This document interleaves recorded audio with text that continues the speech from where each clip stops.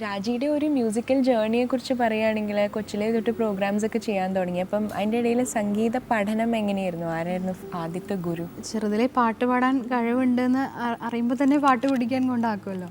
അങ്ങനെ ബാലസുബ്രഹ്മണ്യം എന്നൊരു സാറാണ്, തൃപ്പൂണിത്തുറയിലാണ്. കൊച്ചിലെ തൊട്ട് ഇപ്പോൾ ഗാനമേളകൾ ചെയ്യുമായിരുന്നു എന്ന് പറഞ്ഞു. അപ്പം അന്നത്തെ കാലത്ത് പറഞ്ഞ് തീർച്ചയായിട്ടും ഇന്നത്തെ വലിയ സന്നാഹങ്ങളും സൗകര്യങ്ങളും ഒന്നും ഉണ്ടായിട്ടുണ്ടാവില്ല അല്ലെ?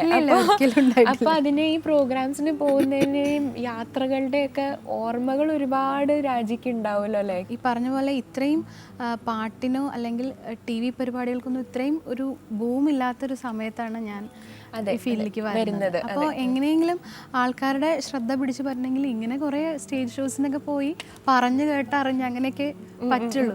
അപ്പോൾ അതുകൊണ്ട് ഈ ഇപ്പോൾ ദൂരദർശനിൽ വന്നത് ശരിക്കും ഒരു അനുഗ്രഹമായി ആ സമയത്ത്. പിന്നെ തീർച്ചയായിട്ടും സിനിമയിൽ വന്നത് വൈകിയെന്ന് വെച്ചാൽ എൻ്റെ പ്രായം കൊണ്ട് വൈകിയെന്നല്ല, ഇത്രയും നാളായിട്ട്. അങ്ങനെ ആരും തെറ്റിദ്ധരിക്കും. അല്ല, എല്ലാവരും വിചാരിക്കും ഇത് ആരാണോ വലിയ. ഒരിക്കലും.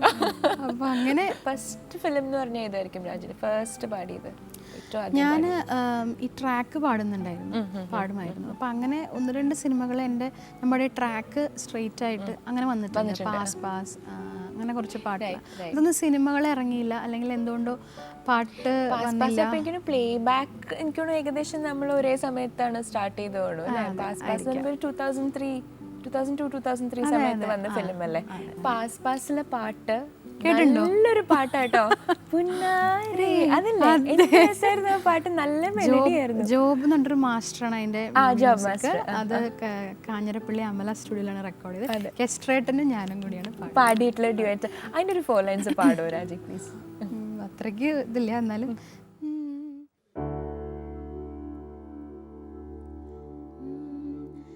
പുന്നാരേ എൻ്റെ കണ്ണാരേ മനസ്സു തൊട്ടേ പോ,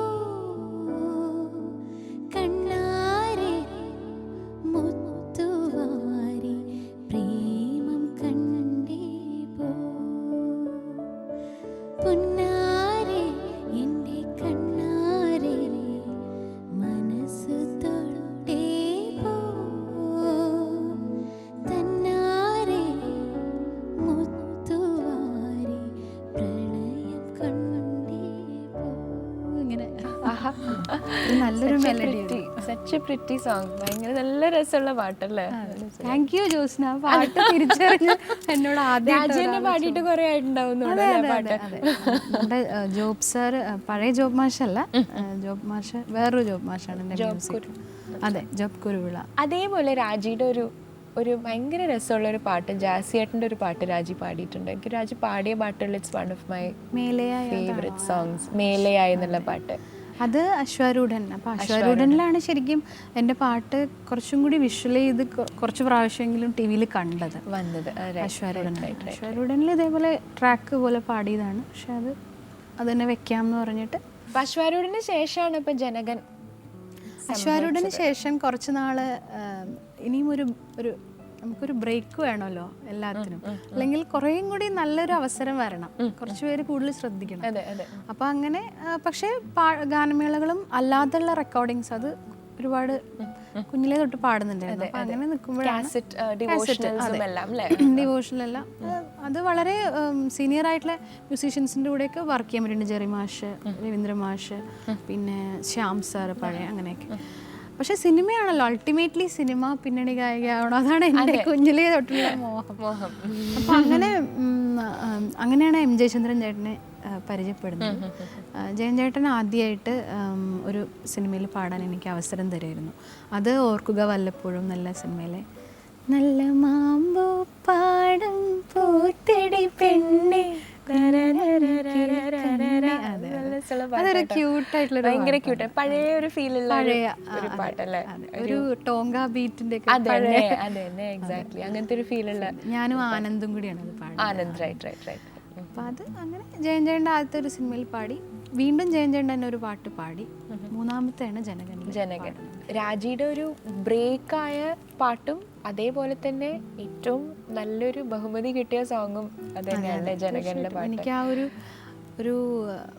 രാജലക്ഷ്മി എന്നുള്ള പ്ലേ ബാക്ക് സിംഗറിനെ ആൾക്കാർ അംഗീകരിച്ചത് ശരിക്കും എനിക്ക് സംസ്ഥാന അവാർഡ് വന്നതിന് ശേഷമാണ് ഈ പാട്ട് പാടിയിട്ട്. ഞങ്ങൾക്കൊക്കെ വളരെ സിൻസിയറായിട്ട് പറയാം കേട്ടോ രാജിക്ക് സ്റ്റേറ്റ് അവാർഡ് കിട്ടിയ സമയത്ത് വളരെ സിൻസിയറായിട്ട് വളരെ ആത്മാർത്ഥതയോടെ സന്തോഷിച്ച ആൾക്കാരാണ് ഞങ്ങളൊക്കെ. ജോസ്നയുടെ പാരൻസും ജോസ്നയും എപ്പോഴും ആൻറ്റി എന്നെ കാണുമ്പോഴും പറയും മോൾക്ക് നല്ലൊരു ഇത് വരും. അപ്പോൾ അത് പാടാണ്ട് ശരിയാവില്ല പ്ലീസ്. ഒളിച്ചിരുന്നേ ഒന്നിച്ചൊളിച്ചിരുന്നേ മുറ്റത്തെത്തും തെറ്റിപ്പൂവിൽ ഒളിച്ചിരുന്നേ മിണ്ടിപ്പറഞ്ഞേ എന്തോ മെല്ലിപ്പറഞ്ഞേ ചുറ്റിപ്പായും വണ്ടോടൊപ്പം മൂളിപ്പറന്നേ മഞ്ഞു പൊഴിഞ്ഞേ എൻ മനം നിറഞ്ഞേ നീതലാമ്പലായോർമകൾ ഒന്നിച്ചിരുന്നേ അന്നേ ഒന്നിച്ചിരുന്നേ തെന്നൽ അന്നൽ ഊഞ്ഞാലിന്മേൽ ഒന്നിച്ചിരുന്നേ. ബ്യൂട്ടിഫുൾ.